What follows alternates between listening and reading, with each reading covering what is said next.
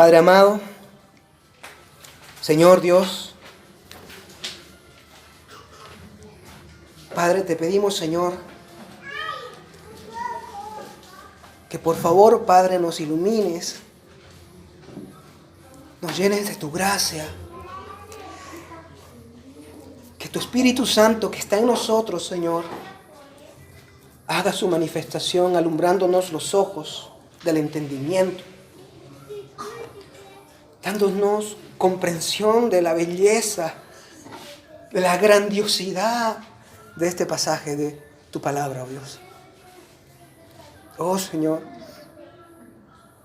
cuán pecadores, cuán faltos somos, Señor. Cuánto te fallamos y cuánto nos falta, Padre, por crecer, por comprender, oh Dios, que no nos has llamado a honores en esta tierra, que no nos has llamado a perseguir, Señor, lo que el mundo ofrece aquí. Los primeros puestos, los primeros asientos, Señor. El aplauso de los hombres, el ser servido. Señor, ¿cuánto nos falta, Padre, para aprender que somos siervos y siervas? Ayúdanos, Señor, en esta noche, por el poder de tu Espíritu Santo, a que hoy entendamos el privilegio, no solo de creer en ti y aún de padecer por ti, sino de pertenecer a tu familia y de amarnos unos a otros, como tu Hijo Jesús nos amó. Te lo pedimos en el nombre de Jesús. Amén y amén.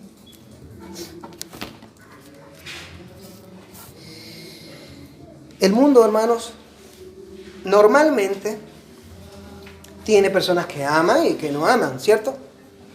Tenemos de todo tipo. Unos aman más y otros aman menos. Y algunos odian. Y odian más y odian menos. Pero hay personas que aman. Hay personas que saben querer, cuidar y proteger a sus seres queridos, a sus familiares, aún a sus amigos. Hay personas no creyentes que saben cuidar de un amigo o de una amiga. Saben dar cariño. Evidentemente es un cariño o un amor mal fundado, ¿verdad? Quizás en el egoísmo, quizás antropocéntricamente centrado en él o en sí mismo, sin ninguna motivación santa, espiritual o verdadera de parte de la palabra de Dios o del Evangelio. Pero saben dar cierta forma de amor. Los padres saben dar sobre todo, se podría decir en el mundo, en el ámbito secular, el amor más afectuoso que podemos ver. Sería el de una madre o el de un padre hacia un hijo, hacia una hija. Lo que sí les quiero llamar la atención es que a veces hasta los padres no saben amar. Ya no sabían amar de forma correcta cuando lo hacían, porque no estaba fundado en la verdad de la Escritura, sino que aún luego sobrepasan ese nivel y hay padres que maltratan a sus hijos, a sus hijas. Hay mujeres que entregan a sus hijas a la prostitución. Hay padres que violan a sus hijas. Hay padres de familias que matan a palo a sus hijos.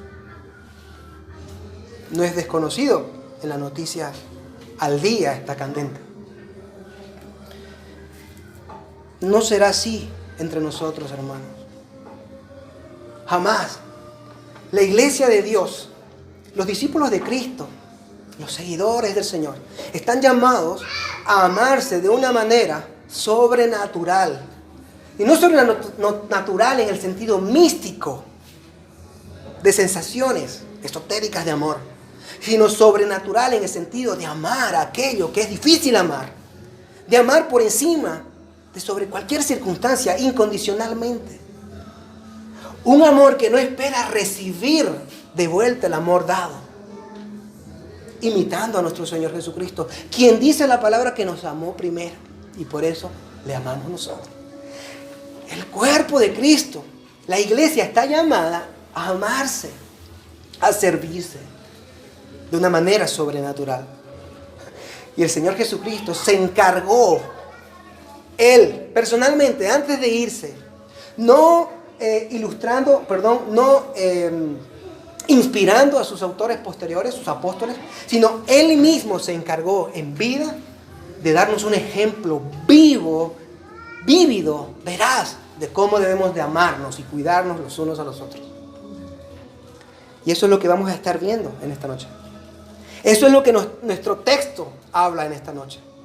Del servicio, del amor que debe reinar en los corazones regenerados, que han nacido de nuevo. De una simiente que ama, tiene que haber hijos o frutos que aman. De una simiente incorruptible, tiene que haber un amor incorruptible que no acaba, que permanece para siempre. Dice el verso 1. Antes de la fiesta de la Pascua, sabiendo Jesús que su hora había llegado para pasar de este mundo al Padre, habiendo amado a los suyos, escucha eso, habiendo amado a los suyos que estaban en el mundo, los amó hasta el fin. Qué hermosas palabras. Se nos dice aquí que antes de la fiesta de la Pascua, la noche en la que el Señor está, concuerdan todos los comentaristas, en el aposento alto con sus discípulos en aquella cena, esa noche, sabiendo ya Cristo, dice que su hora había llegado para pasar al Padre. Notemos un dato interesante aquí. 30 segundos. Todos aquellos que sirvan a Cristo, que sigan a Cristo, que sean discípulos de Cristo, cuando nos llegue la hora, pasamos al Padre, hermano. Pasamos a la presencia de Dios. Pasamos al reposo, al descanso de nuestras almas, al pastor de nuestras almas, a nuestro Dios. Cristo sabía en su omnisciencia que la hora había llegado y que en breve estaría con su Padre. Y sabiendo eso, preocupado, fíjense cómo Cristo tiene una preocupación amorosa, sentida, apasionada, verdadera por sus discípulos. Tengo que enseñarles algo a ellos que les es necesario para seguir sin mí. Primero el amor. Luego voy a demostrarles mi amor. Porque eso es lo que vamos a ver, cómo Él les demuestra su amor incondicional. Y cómo les da ese ejemplo para que nosotros lo sigamos. Cristo, entonces, sabiendo que su hora había llegado, se va a disponer a demostrar su amor y a enseñar a los suyos cómo deben de amarse. El amor de Cristo dice que fue hasta el fin. Es decir, en el griego original tiene una connotación de para siempre. No solo hasta el fin de su vida de Él o de la vida de ellos, sino, y su amor es para siempre. Para siempre.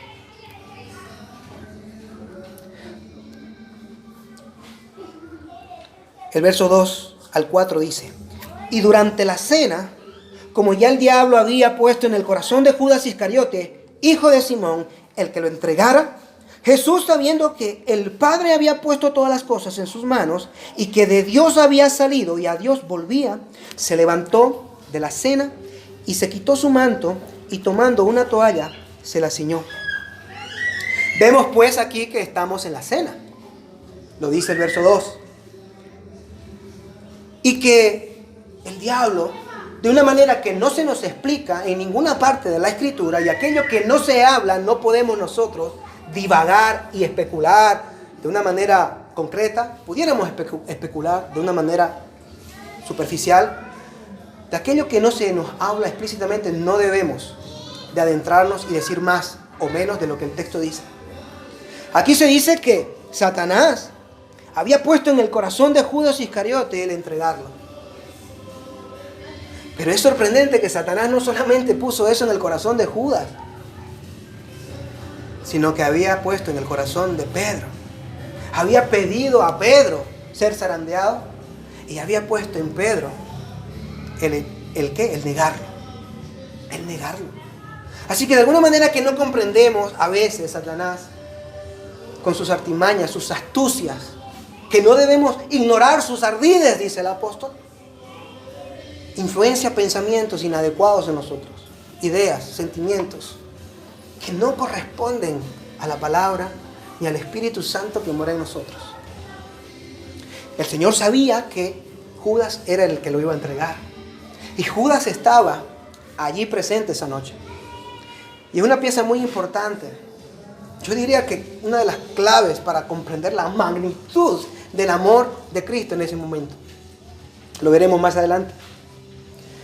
Fíjate cómo entonces dice que Jesús, sabiendo que el Padre había puesto todas las cosas en sus manos. Oh, escucha.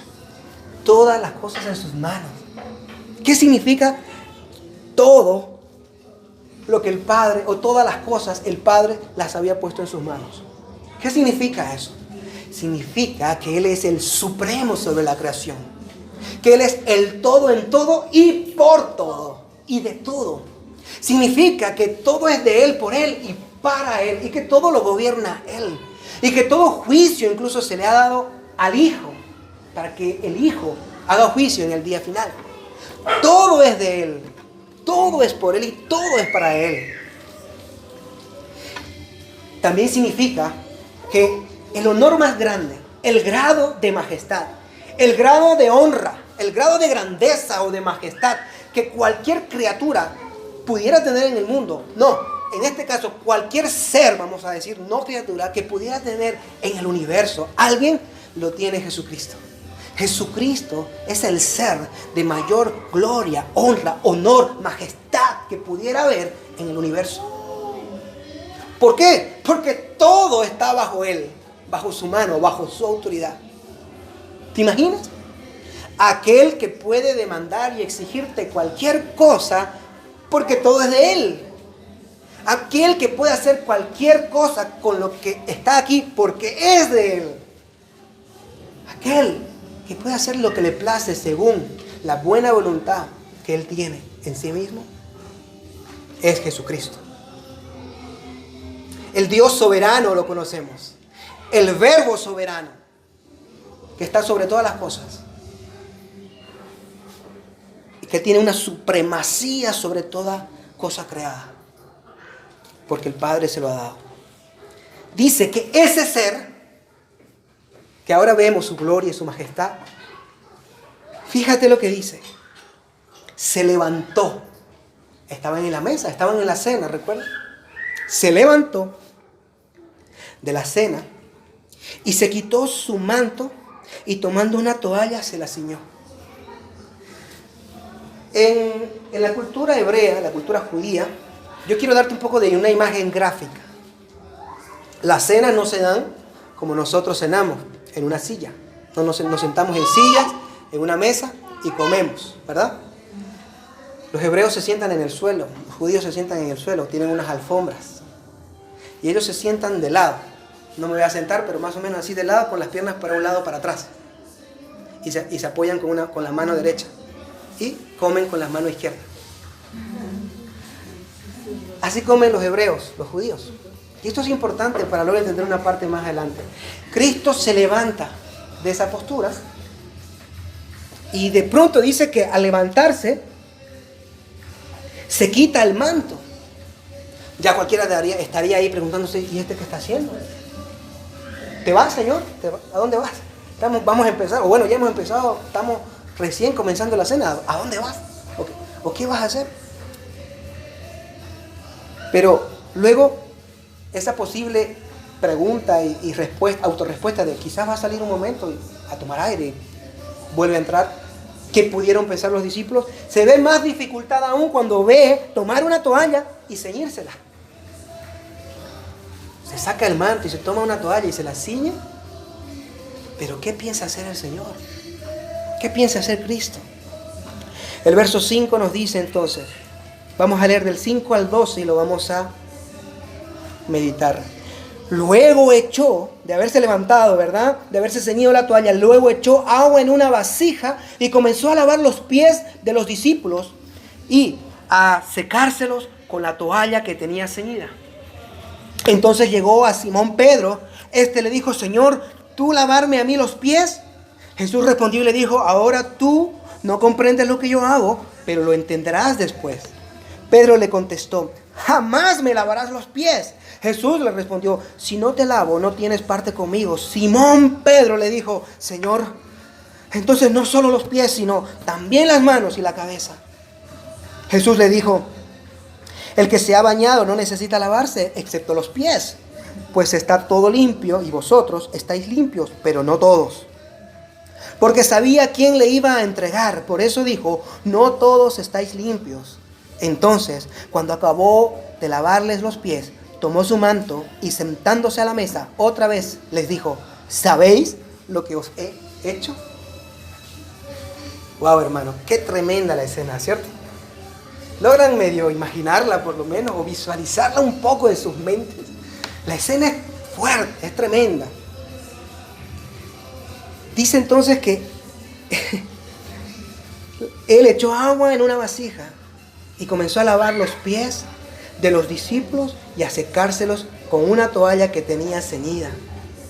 Y entonces llegó a Simón Pedro. Dice Matthew Henry, comentarista puritano, que probablemente la parte del versículo 5 es como un pequeño comentario de todo lo que sucedió.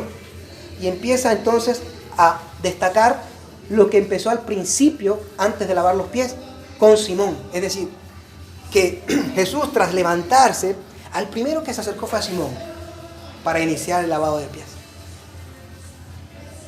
Ahora bien, imagínense a los discípulos viendo al Señor Jesucristo, aquel que es todo por sobre todo, aquel a quien el Padre se lo ha dado todo en el universo, de quien le pertenece todo, gloria, honra, honor, alabanza, grandeza, toda belleza. Ahora se levanta, tiene una toalla en la cintura, una vasija con agua y se dispone a lavarle los pies a los discípulos. Fíjate lo que vamos a reflexionar en Pedro entonces. Fíjate entonces lo que sucede con Pedro en el versículo 6. Cuando llega Simón, Pedro, le dijo, Señor, ¿tú lavarme a mí los pies? Como diciendo, Señor, tú, a mí, tú, el Hijo de Dios, a mí, vil, pecador, miserable. En palabras de Juan, el discípulo, tú, el Verbo eterno de Dios, la luz verdadera, el Cordero que quita el pecado del mundo, lavarme los pies a mí, que soy un pecador miserable, que era enemigo tuyo. No. Aquí se nota cierta humildad de Pedro. Pedro tenía muy presente aquella situación cuando se encontró con Cristo narrada en Lucas capítulo 5, del verso 5 al 8, donde él estaba pescando y no habían pescado nada en toda la noche. Y entonces el Señor llegó y le dice, métanse de nuevo al agua, echad la red de nuevo. Y entonces, ¿qué pasó? Ellos pescaron, dice. Sacaron tantos peces que dice que la red se rompía de pescados. Y la barca se hundía. ¿Y cuál es la reacción de Pedro? Eso fue antes de la cena, en aquel momento. ¿Qué dijo Pedro? Apártate de mí, Señor, porque soy hombre pecador. Porque Pedro había entendido quién era el que estaba enfrente, que era santo, que venía de parte de Dios. Pero no solo eso, recuerda ahora aquella pronunciación de Pedro, aquella proclamación. ¿Quiénes dicen los hombres que yo soy? Algunos dicen un profeta, algunos dicen que quizás eres Juan, el Bautista, o Elías, o alguno de los profetas antiguos. Pero tú, o ustedes, ¿quiénes dicen que yo soy? ¿Qué dijo Pedro, este Pedro que aquí está diciendo, tú lavarme a mí? ¿Qué dijo Pedro? Tú eres el Hijo de Dios. Tú eres el Mesías, el Cristo, el Hijo del Dios viviente. Y ahora Pedro está allí viendo a Cristo dispuesto a lavarle los pies. Y le dice, ¿tú lavarme los pies a mí? ¿Por qué la sorpresa de Pedro, hermanos? ¿Por qué la sorpresa? ¿Qué es lo que le sorprende a Pedro? Para saberlo mejor, tenemos que entender un poco de contexto y situación. Los zapatos son novedosos, hermanos. Eso no ha existido siempre. En los tiempos de Cristo, y más atrás, incluso siglos después también, unos cuantos, no había zapatos cerrados. Eran sandalias. Y las carreteras son novedosas, hermano. Esto que tenemos aquí era lo normal en todo el mundo conocido. Por lo tanto, caminar por las calles de Jerusalén era tener los pies negros. Morenos, negros, bronceados, pero de tierra, hermano. Porque era fácil ensuciártelos. Muy fácil. Ahora bien, había una costumbre entre los judíos, entre muchas costumbres. Había una costumbre entre los judíos de que cuando tú invitabas a alguien a cenar, el invitado se suponía tenía algún tipo de honor, por eso te invitan, ¿no? Un amigo, un maestro, alguien a quien tú estimas. Normalmente el invitador, es decir, ¿cómo se dice? El anfitrión, si tenía recursos, normalmente tenía un siervo, un sirviente, alguien que trabajaba en su casa. Y esa persona le correspondía ir con una vasija de agua y una toalla y lavarle los pies a sus invitados. Para que ellos puedan entrar entonces al salón con los pies limpios. Ahora bien, cuando no tenían recursos, el anfitrión, en vista de honrar a su invitado, lo hacía él. Ahora hay otra circunstancia. Pero ¿qué pasa cuando es una reunión más informal, donde no se sabe quién invitó a quién, porque como que todos nos reunimos en un mismo lugar para algo, ¿no? Vamos a reunirnos 4 amigos en otro lugar, no en una casa, sino en otro lugar. Normalmente en estas situaciones se estimaba que la persona de menos edad o quizás de menor honra, si hay entre las personas sacerdotes, escribas, fariseos, un judío, un maestro, la persona que tendría menos rango de honra religiosa era la que tenía que lavarle los pies a los demás. Eso tenía que suceder siempre en una reunión. De manera que nos encontramos aquí en Aposento Alto a Cristo con sus 12 apóstoles en la casa de ninguno de ellos, en una reunión en la que se disponen a la cena, en donde estaban ya sentados. Recuerden, porque Cristo se levanta. Y en donde entonces yo me imagino a Cristo pensando y dándoles tiempo, ¿no? A ver, ¿quién se va a levantar? Pero él sabía que nadie se iba a levantar. Y él ya tenía preparado lo que iba a hacer. Fíjese la paradoja. El de más alto honor y honra, gloria infinita, es el que se levanta para lavarle los pies a hombres viles y pecadores. De ahí que Pedro dice, ¿tú me vas a lavar los pies a mí? El trabajo de los criados, el trabajo de los esclavos, el trabajo del menor. Cuando tú eres mi maestro, tú que con tus dedos, con un simple rozar, curabas a los leprosos, que con un hablar los ciegos veían, que con un tocar hacías que los cojos anden. ¿Ahora me vas a lavar los pies a mí? Jamás, dijo él. Pero Cristo le dijo, ahora tú no comprendes lo que yo hago, pero lo entenderás después. Hermano, hay muchas veces, en esta situación Pedro no comprendía, no sabía lo que eso significaba. Y en nuestra vida va a ocurrir eso, y ocurre. ¿Cuántas veces usted ha vivido circunstancias o está viviendo circunstancias que usted dice, si yo soy hijo de Dios, si Romanos 8 dice que si Dios es por ti, ¿quién contra ti? Si el Señor dice que todas las cosas cooperan para bien, pero yo ahora no veo esta cooperación para bien, yo ahora no lo noto, no lo siento, no siento la calidez del Señor, no siento su protección, no siento su gracia y no entiendo por qué pasa lo que pasa. Pedro no entendió aquí, después de estar 3 años con el Señor, día y noche. No comprendió lo que estaba sucediendo. Y muchas veces nosotros no vamos a comprender hasta después. Porque comprenderemos, pero lo comprenderemos después. Después entenderemos todo aquello que está ocurriendo en nuestra vida. Lo que está transcurriendo día a día, que nos está llevando al punto exacto donde Dios quiere que estemos. Pero que ahora no lo sabemos. O que ahora no lo podemos ver. Aquí Pedro no estaba viendo, estaba cegado, no tenía ojos espirituales. Él contesta, jamás me lavarás los pies. Y Jesús le responde, y he aquí una enseñanza de Cristo directa para él. Si no te lavo, no tienes parte conmigo. Como he dicho, había cierta humildad en Pedro al decir, tú a mí, no, yo soy pecador, ¿cierto? Tú eres el Señor, santo. Pero también fue humilde, no solo para hacer esa expresión, sino para ser corregido y cambiar de opinión. Cuando el Señor Jesús le dice, si no te lavo, no tienes parte conmigo, le está aclarando, le está diciendo, mira, yo te tengo que lavar, Pedro. Si no, tú no serás de los míos. Si no, tú no tienes sitio conmigo. Y mira la reacción de Pedro. Pedro rectifica. ¿Cuántos de nosotros somos reacios, duros, a cambiar aquello que sabíamos mal, hermanos? O que no sabíamos.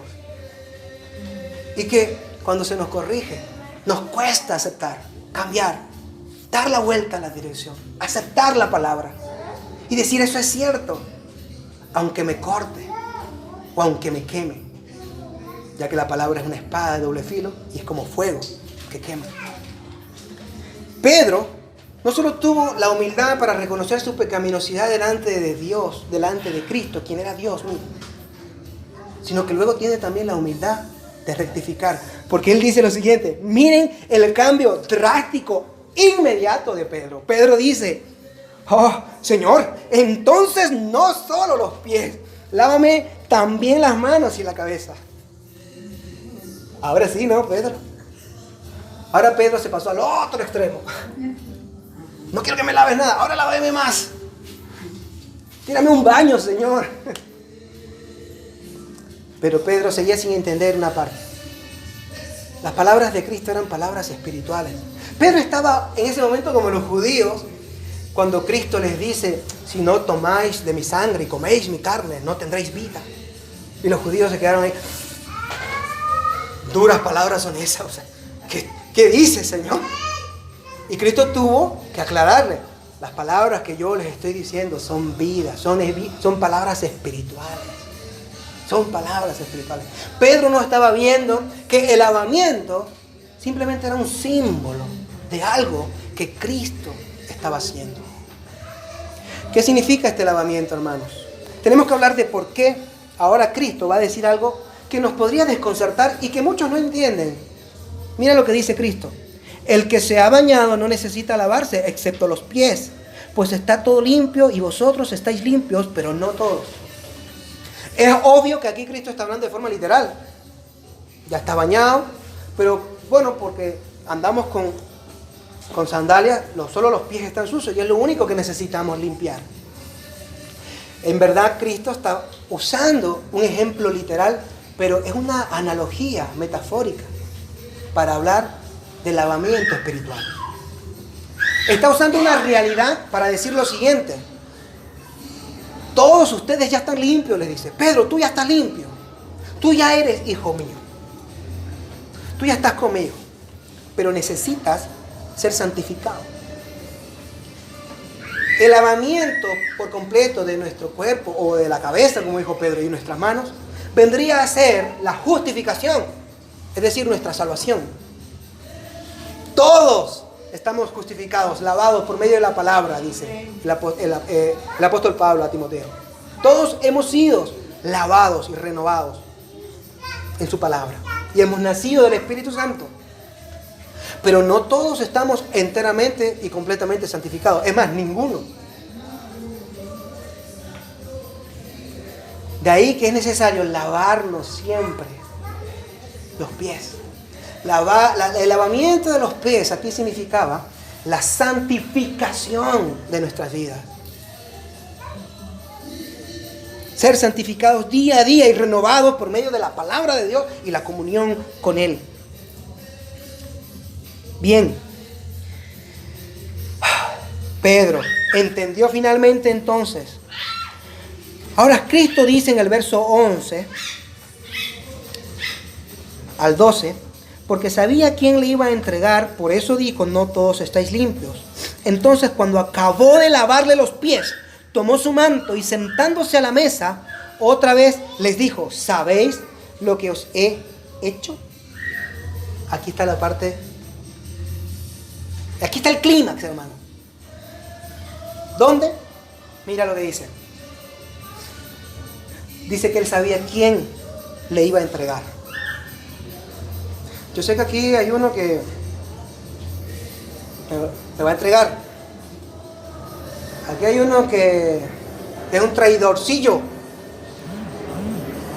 pero estaba destinado para eso.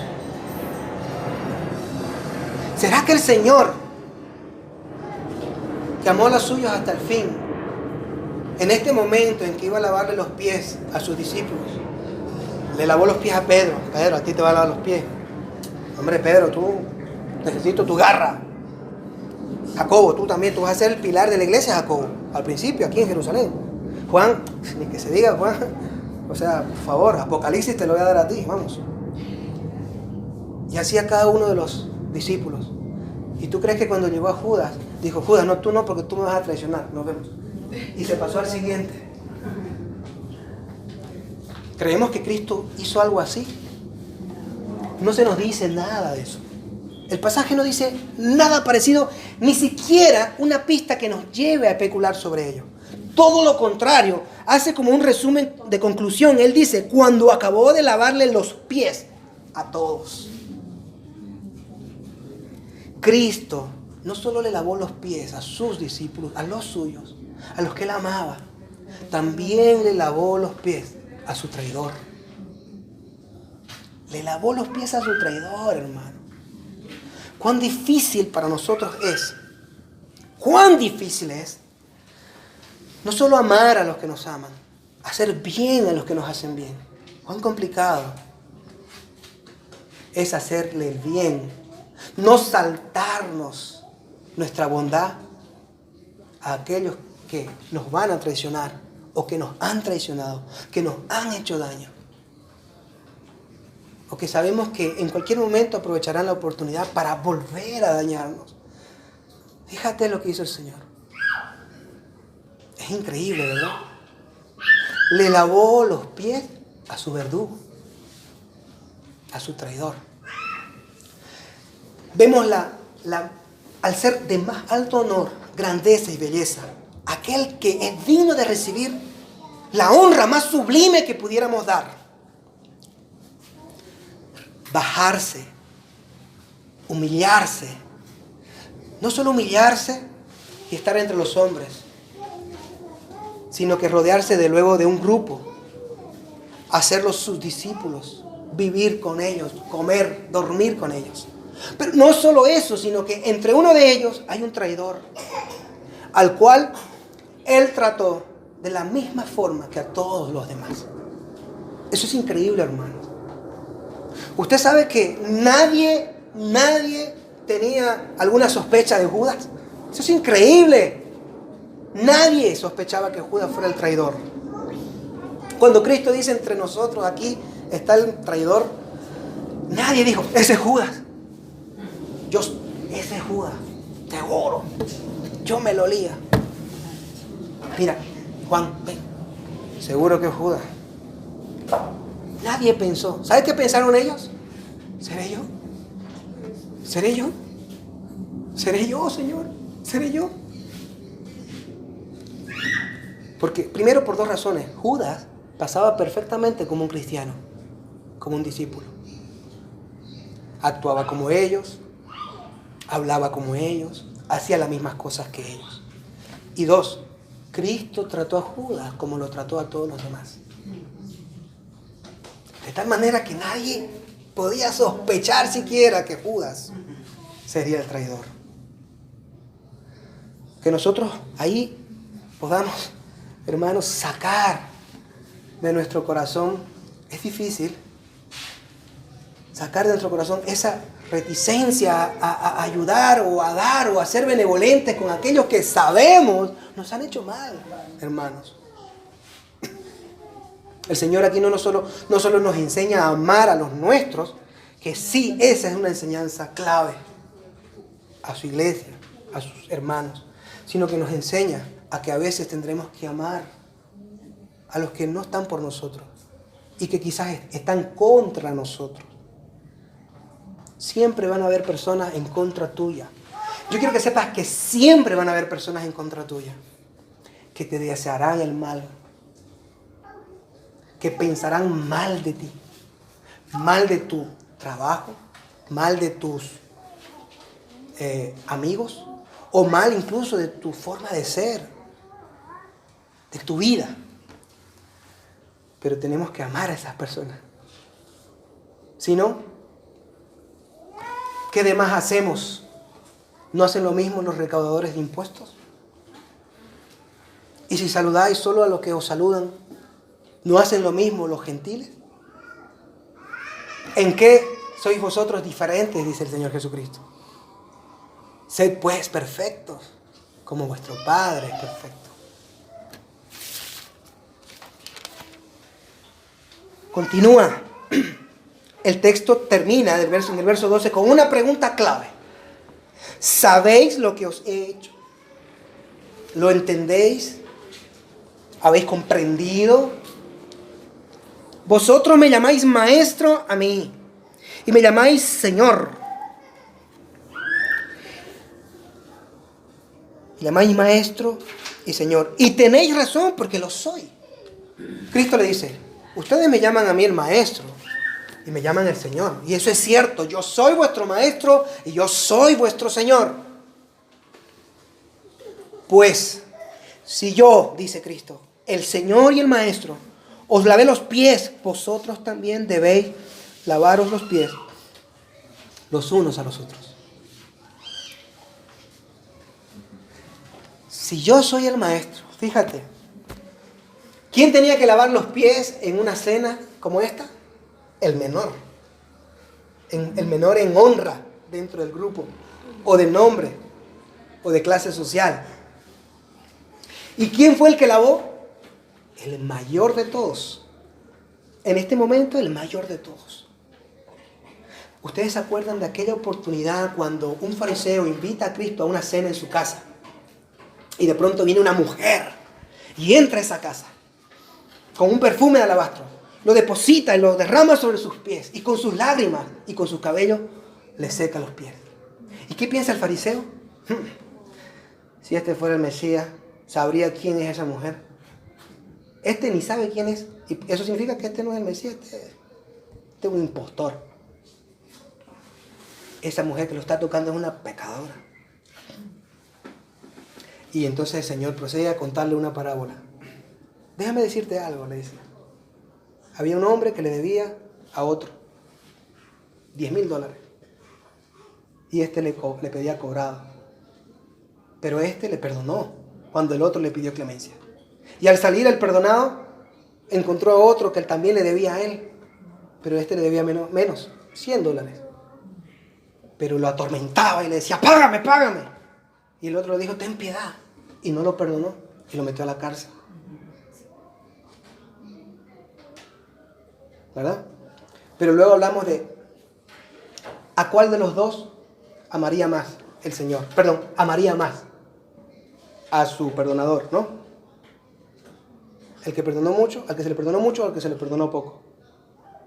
Perdón, yo creo que la parábola es la otra en la que se le perdonó a los dos, pero al siguiente se le perdonó menos. Me confundí con la otra. Entonces, ¿a cuál amaría más el siervo? ¿Aquel que debía mucho y se le perdonó mucho o aquel que debía poco y se le perdonó poco? Aquel que se le perdonó mucho, mucho amor mostrará. Esa es la parábola que le enseña al fariseo. Y Cristo le dice entonces al fariseo, ¿ves a esta mujer?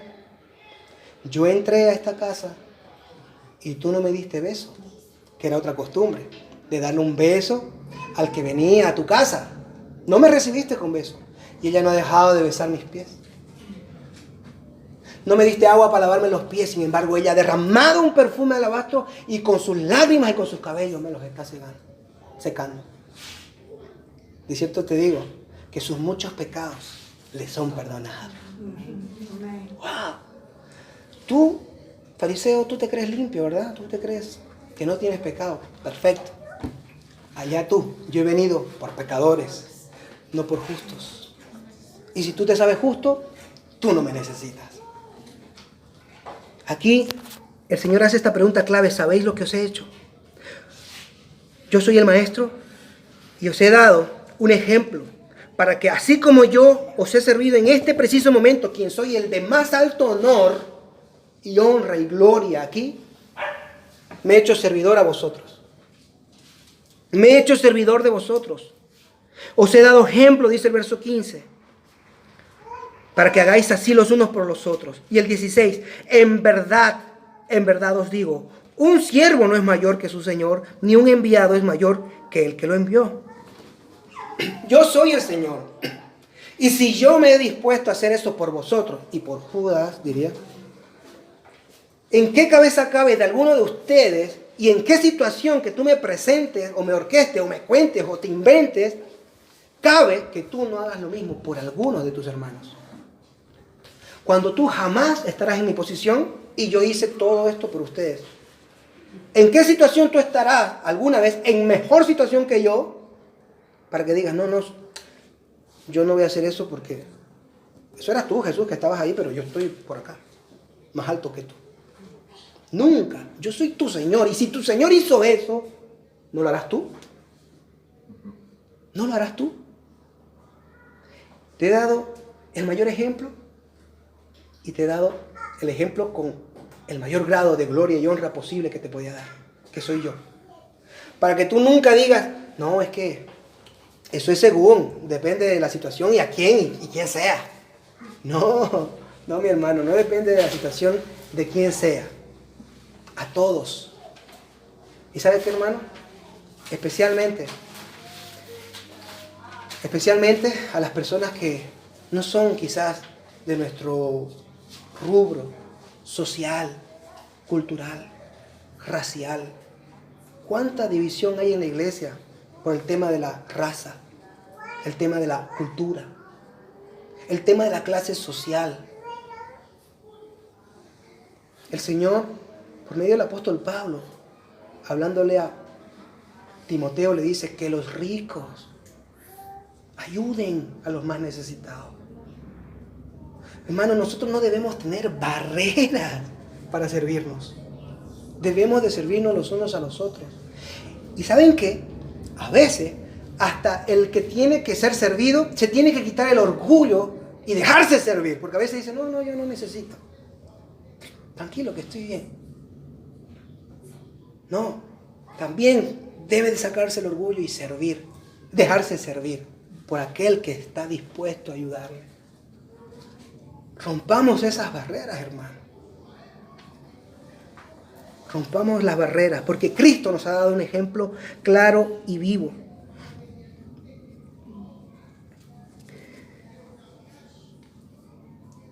En verdad os digo, un siervo no es mayor que su Señor, ni un enviado es mayor que el que lo envió. Si sabéis esto, seréis felices si lo practicáis. Para terminar, Cristo dice, bien, si ustedes entienden y comprenden a quién sirven y que aquel a quien ustedes sirven ha sido el que más ha servido, tienen un ejemplo a seguir, a imitar, una manera de vivir.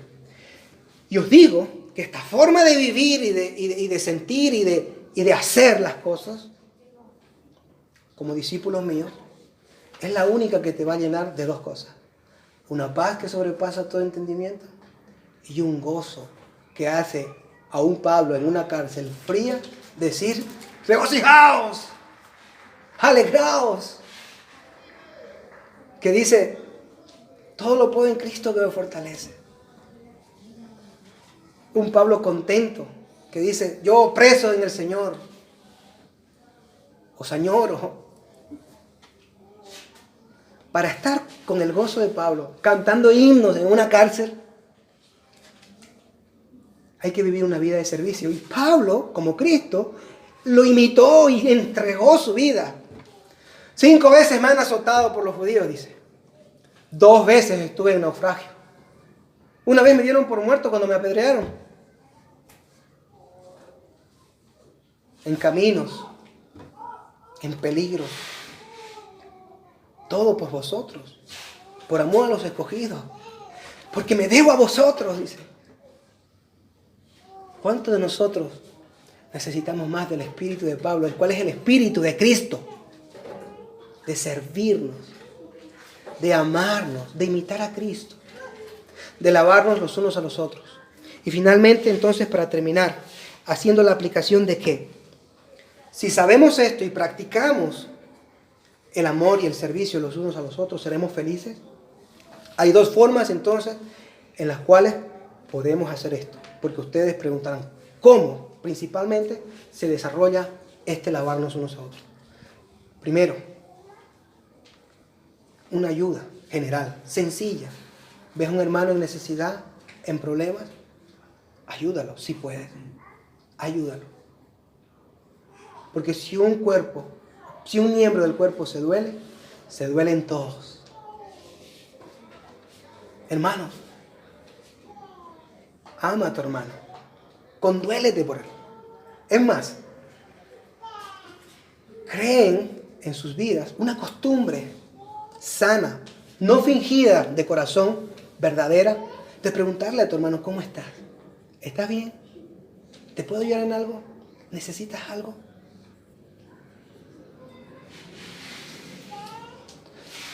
Esa es la primera manera, la forma externa, material, ayudarle, acompañarle.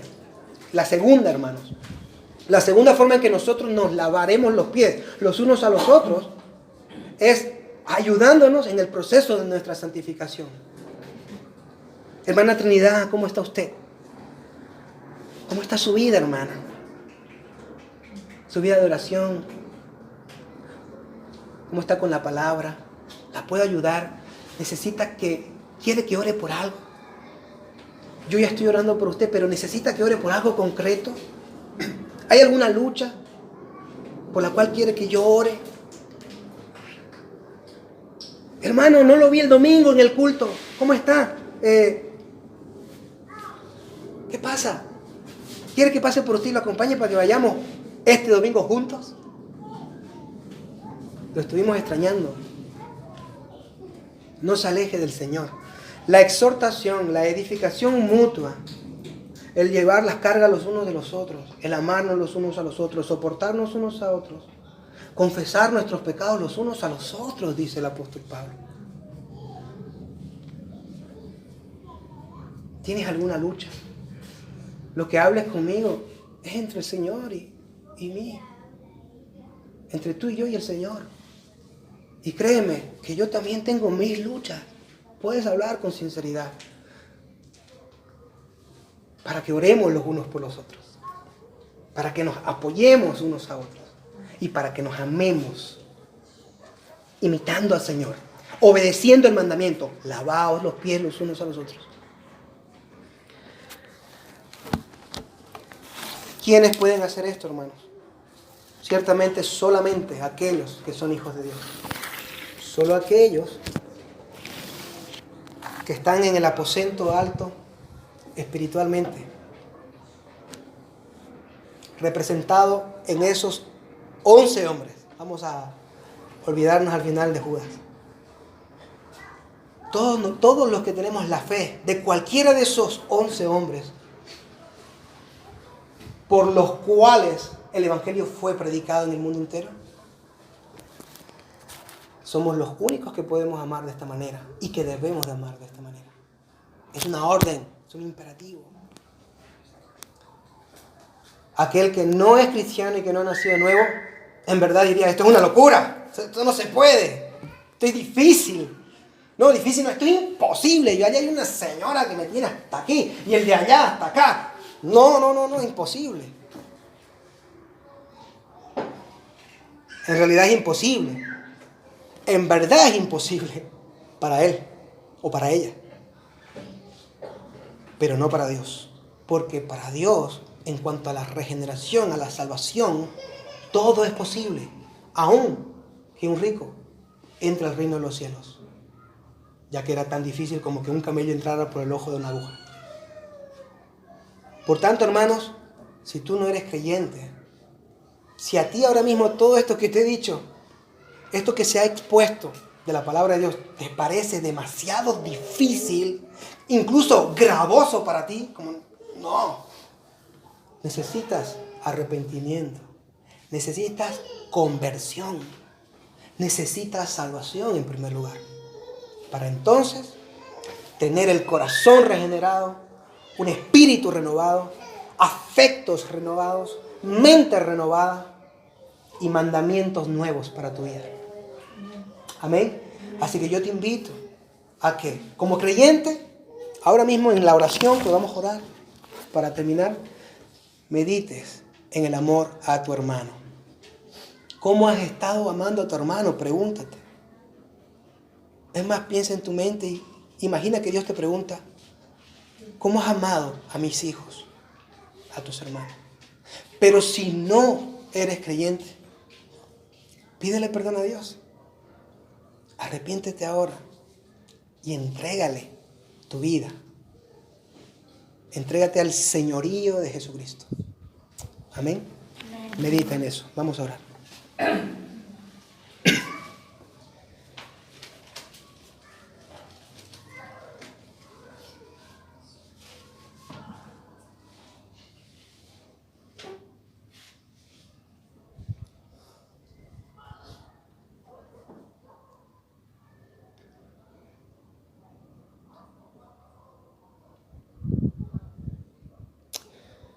Oh Padre, gracias Señor por tu palabra.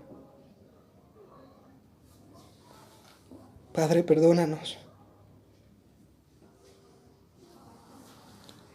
Perdónanos, Señor.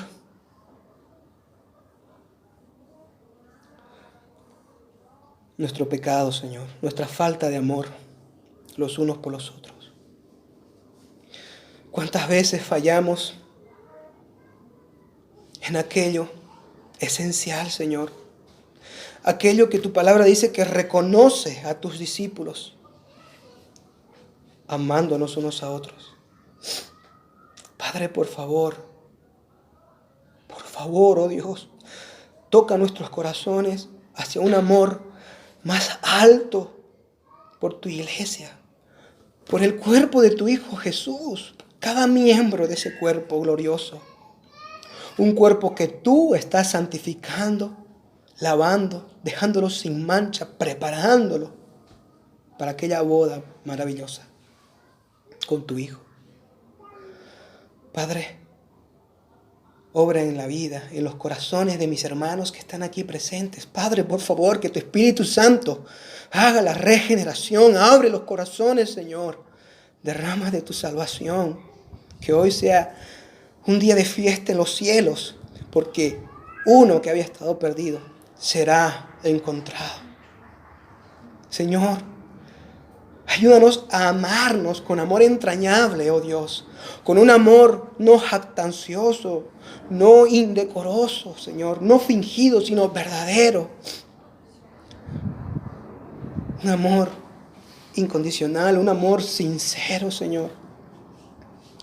Oh Padre, cuídanos, Señor, de hacer todas las demás cosas, de pretender ser todo lo demás sin amor.